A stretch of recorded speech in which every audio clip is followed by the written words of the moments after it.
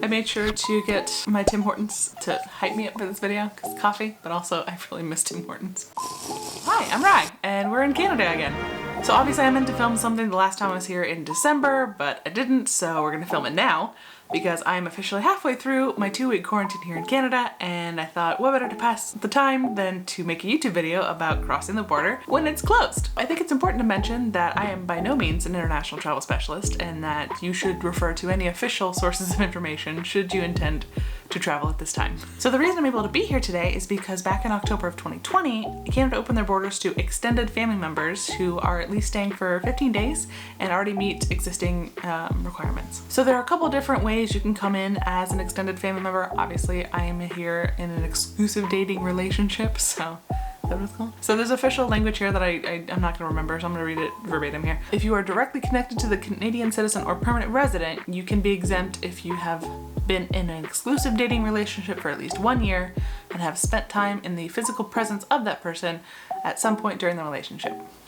So how do we prove that we're in a relationship, right? Well, basically we had to sign a form that declares our relationship. We filled out this application and submitted our paperwork back in November, and the best part about this is it's good for 6 months and for multiple entries into Canada, so that means I didn't have to fill this out every single time I wanted to come visit. It required both of our signatures, so I actually had to sign it and then mail him the physical copy so that he could sign it and then get it notarized. And then we had to send it to the government, and that took another 2 weeks to get approved. So the rules have changed slightly since everything happened. If you guys don't know, I was actually here when the border closed back in 2020. It was a weird time. I was here for like 3 months, and then I came home, and then obviously I was back here in December. I entered in the land border, and I know if you fly into Canada right now, you have to like quarantine at a hotel or something, but you don't have to if you drive. So that worked out for me. So we are in the car, obviously. Border crossing closed to non-essential travel. Well, seeing my boyfriend is essential to me, so we're doing that. Obviously this has been planned and we have things in place for this to be allowed, but obviously I'm always still a little anxious that they might not let us in. This time I had to get a COVID test 72 hours before trying to cross. They also had a COVID test for me at the border, and then tomorrow I need to do this. On the 8th day of my quarantine, I need to take another test. Obviously, so far everything has been negative because I'm vaccinated, so. Okay, so this is what we're working with today. This is my at-home testing kit. I have just opened it. I don't know if I'm supposed to. Anything otherwise, so cute. I had to sign up for this Switch thing. Ooh.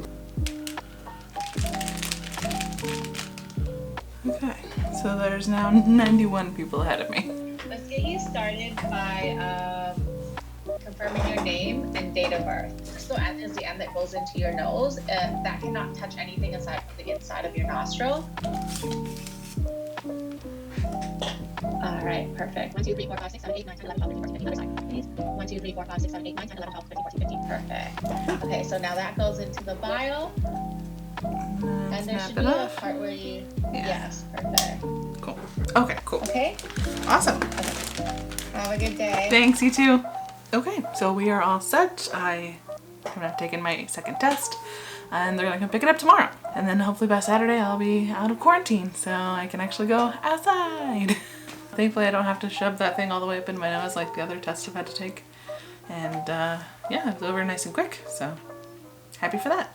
They actually gave me a lot of documentation this time. Last time it was just like a pamphlet, but it's a whole booklet this time. Like, it's a lot. They take this very seriously. It's weird. Even though I'm fully vaccinated, I still do have to quarantine for 2 weeks. So I'm not allowed to have any contact with anybody in the house, and I'm strictly confined to this room. Thankfully there's a bathroom right over there. But Wade actually makes me all my meals, and he walks Benji and takes him to the office. It's actually really nice. I actually got a call from the government a couple days ago just confirming that everything's fine, that I'm following the rules, and I don't have any symptoms. But I do actually have to check in on their app every single morning to confirm again that I don't have any symptoms. But if they were to find out that I am not following the guidelines, then they could actually fine me like a couple $1 million and send me to jail. So the last time I was here, I was out of quarantine on December 28th, which means I had to eat Christmas dinner in here. We did open that door and kind of open it up so I could see everybody in the lounge from a safe and responsible distance. So yeah, just a quick little video talking about my Canadian quarantine experience, and I hope you guys liked it. If you did, leave a like, subscribe, comment, all the things.